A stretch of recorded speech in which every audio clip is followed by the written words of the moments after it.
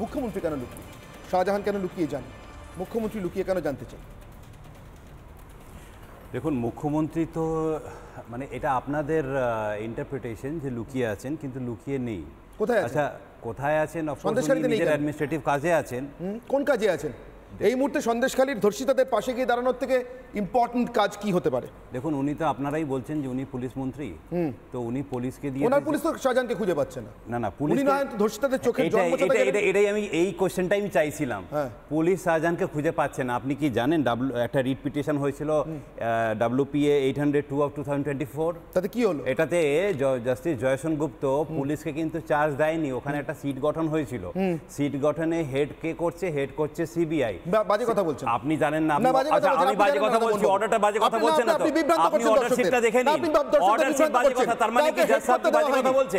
তাহলে আপনারই কথা বলছেন, আপনার কথাতেই চলে আসছে। জাজ সাহেব বাজে কথা বলছে, অর্ডার তাহলে বাজে কথা বলছে। এটা তো ডকুমেন্টারি এভিডেন্স। আমি কি মিথ্যা কথা বলছি? এটা কোর্ট বলছে, কোর্টের অর্ডার আছে। না, হেড হিসেবে কেউ নেই। অনির্বাণ বাবু, আপনি হেড হিসেবে কেউ নেই। একটু আগে সুমন্ত অধিকারী বলেছেন হয়তো এটা জানেন না অর্ডারটা কি হয়েছে। পুলিশ বসে থাকবে রাধামোহন বাবু, আপনি কথাটা শুনে নিন। খুঁজে পাওয়া যাবে না। কথাটা শুনলে আপনার ভালো লাগবে। না, আপনি মিথ্যা বলতে পারেন। না, আমি মিথ্যা বলছি, আর ডকুমেন্ট মিথ্যা বলছেন, আমি দেখাতে পারি। না, হেড করছে এরকম বলা অর্ডারটা দেখাতে পারি, আমি অর্ডারটা দেখাতে পারি। আমি দেখিয়ে দিচ্ছি, অর্ডারটা দেখিয়ে দিন। তারপর অর্ক আপনার কি মনে হয়? আগে অর্ডারটা বের করি, আমি অর্ডারটা দেখিয়ে দিই। অর্ডারটা খুঁজে বার করুন। না, খুঁজে আমার খোঁজা আছে। অর্ক আপনার কাছে উত্তর চাই। অর্ডারটা আছে কোথায়? মুখ্যমন্ত্রী নিখোঁজ কেন সন্দেশখালী থেকে? দেখুন, যখন কোনো একটা পার্টিকুলার জায়গায় একটা কি বলবো ক্রাইসিস তৈরি হয়, এটা অস্বীকার করে তো লাভ নেই। আপনারা দেখিয়েছেন একটা ক্রাইসিস আছে, তাতে মামলা হয়েছে, আদালত দেখছে, আদালতে প্রচুর মামলা হয়ে গেছে অলরেডি, 2-3টে মামলা সাবসিকুয়েন্টলি হয়েছে।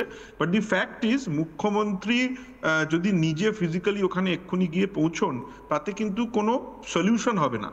ওখানে প্রাইমা ফেসি অ্যাডমিনিস্ট্রেশনকে সুযোগ দিতে হবে, যাতে অ্যাডমিনিস্ট্রেশন ওখানে প্রপার স্টেপস নিতে পারে, অ্যাডমিনিস্ট্রেশন যাতে ওখানে প্রপার স্টেপস নিয়ে একটা proper law and order situation establish করতে পারে। After the law and order situation is establish, the chief minister can go and visit. কিন্তু আমি পরিষ্কার বলতে চাই, বিরোধী নেতাদেরও বলতে চাই, এক লাইনের প্রশ্ন, এ রাজ্যে দুঃখজনকভাবে কোন সেলিব্রিটির যদি মৃত্যু হয় বা সমাজে বিশিষ্ট অবদান রেখেছেন এমন কোন মানুষের মৃত্যু হয়,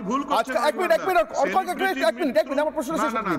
তার মৃত্যু সংবাদ ঘোষণার জন্য পরিবারের পাশে মুখ্যমন্ত্রী দাঁড়িয়ে পড়েন। যখন ওই মৃত্যু সংবাদ ঘোষণার পর তাকে বাঁচিয়ে তোলার কোনো সম্ভাবনা নেই, তাদের সকলের পরিবারের প্রতি সম্পূর্ণ সমব্যথী হয়ে বলছি, যখন এই মৃত্যু সংবাদ ঘোষণার পর তাদের বাঁচিয়ে তোলার কোনো সম্ভাবনা নেই, যে সংবাদটা পরিবারও দিতে পারতেন সেটা মুখ্যমন্ত্রী কাঁধে তুলে নেন, দায়িত্ব তুলে নেন দেওয়ার জন্য। খুব ভালো লাগে, খুব ভালো, খুব সম্মান দেন। সন্দেশখালীর ধর্ষিতা মহিলাদের এখনো বেঁচে যাওয়ার সুযোগ আছে। কালকে রাত্রেও শাহজাহানের বাহিনী টহল দিয়ে গেছে, মুখ্যমন্ত্রী একবার গেলে বেঁচে যাবে। অর্ক, দেখুন, পরিষ্কার কথা হচ্ছে যে মুখ্যমন্ত্রী ওখানে গিয়ে অ্যাডমিনিস্ট্রেশনটাকে কন্ট্রোল করবেন, that is not the fact. যেটা করতে হবে, যেটা পুলিশ করছে, police is creating an administrative situation there, কোর্টকে সেটা রিপোর্ট করা হয়েছে, যতটুকু ল অ্যান্ড অর্ডার। আমার ঠিক এটাই মনে হয় অর্ক। সজল বাবু, আপনি যদি আমার সাথে একমত হন বলবেন, না হলে বলতে পারেন। আমার ঠিক এটাই মনে হচ্ছে, police is creating an administrative situation দেয়া। সুকান্ত মজুমদারকে টানা 24 ঘন্টা হেনস্থা, এর বাইরে অন্য কিছু হতে পারে না।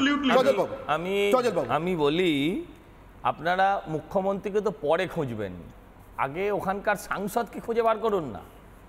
সাংসদ তো ভ্যালেন্টাইন্স ডে করছে, আজকে হাগ ডে, কালকে কিস ডে, পরশুদিন অমুক ডে, রোজ ডে, প্রত্যেক দিন নতুন নতুন স্ট্যাটাস দিচ্ছেন। কিন্তু তার ওখানে যে বার্নিং ডে চলছে সন্দেশখালিটা যে জ্বলছে, মায়েরা যে চিৎকার করছে, উনিও তো দেখতে মনে হয় যে নুসরাত জাহানকে উনি মহিলা, তো মহিলা হলে এইটুকু মানবিকতা তো একজন সাংসদের থেকে আশা করতেই পারি আমরা। মমতা ব্যানার্জির কথা ছেড়ে দিলাম, অনেক বড় ব্যাপার। আমি আরেকটা কথা বলি, শুনুন।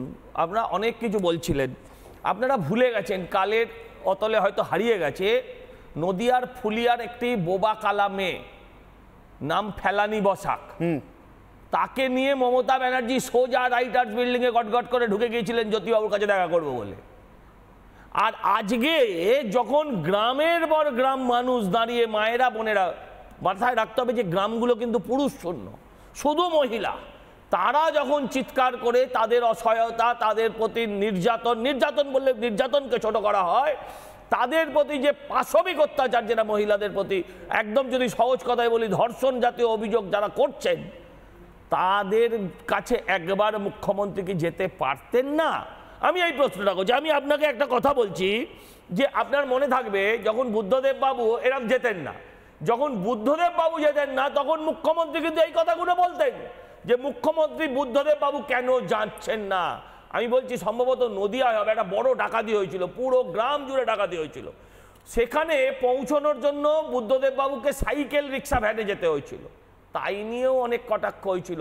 কিন্তু প্রশ্নটা যেটা হচ্ছে যে মুখ্যমন্ত্রী কথায় কথায় পৌঁছে যেতেন বিভিন্ন জায়গায়, আজকে একবারও সেখানে যাচ্ছেন না কেন? যাওয়ার কথা ছেড়ে দিন।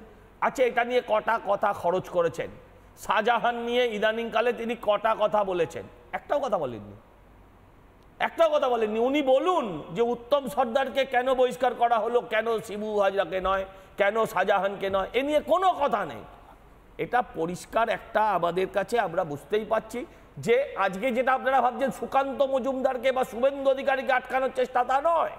ওখানে গেলে পরে এই মায়েদের কণ্ঠস্বর, এই মেয়েদের আওয়াজ, সেটা বাংলার মানুষের কাছে আরেকবার পৌঁছে যাবে, সেটা এরা কিছুতেই হতে দেবে না। আচ্ছা, ওখানে এখনো ইন্টারনেট সম্ভবত বন্ধ করে রাখা হয়েছে। ইন্টারনেট কেন বন্ধ থাকবে এটা জানতে চাই আমরা।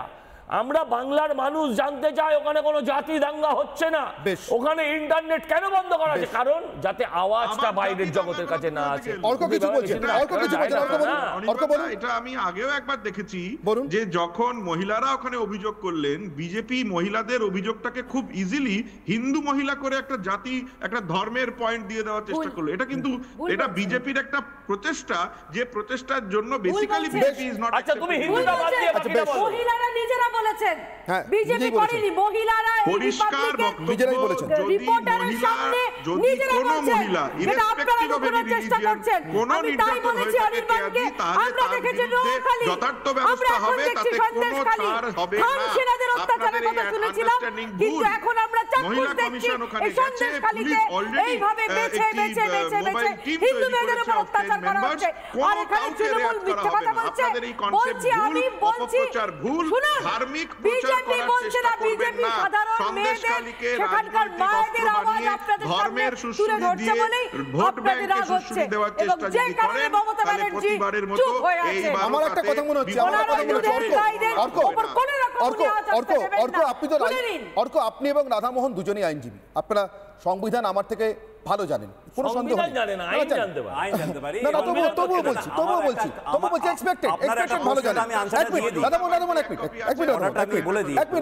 আমার একটা প্রশ্ন, অর্ক, আপনি বলছিলেন না অ্যাডমিন হেড, মুখ্যমন্ত্রী তো অ্যাডমিনিস্ট্রেশনের হেড নন অর্ক, রাজ্যের অ্যাডমিনিস্ট্রেশনের হেড মুখ্য সচিব, তিনি গেলেই হয়। মুখ্যমন্ত্রী কেন ভয়টা পাচ্ছেন? মুখ্যমন্ত্রীকে কামদুনির মতো তারা খাবেন বলে ভয় পাচ্ছেন? না হয় ওখানে গিয়ে দু চারজনকে নকশাল বলেই তাকিয়ে দিয়ে আসবেন, মাওবাদী বলে তাকিয়ে দিয়ে আসবেন, যেরকম মুখ দেখলে চিনতে পারেন, তানিয়া ভরদ্বাজ, শিলাদিত্য, টুম্পা কয়াল, মৌসুমী, না হয় তাকিয়ে দিয়ে আসবেন, কিন্তু দাগানোর জন্য হলেও যান। সন্দেশখালীতে যাই হয়ে থাকুক না কেন, আজকে হঠাৎ 2024-এর দোরগোড়ায় সন্দেশখালী ইম্পর্টেন্ট কি কারণে? তার কারণটা হচ্ছে যে এন্টায়ার বসিরহাট লোকসভায় তৃণমূল কংগ্রেসের সমর্থন, বিজেপির বিরোধিতা করছে। আজকে দাঁড়িয়ে রাজনৈতিক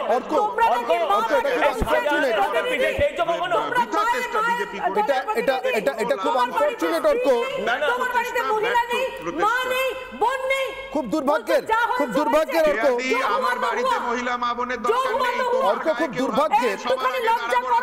আমি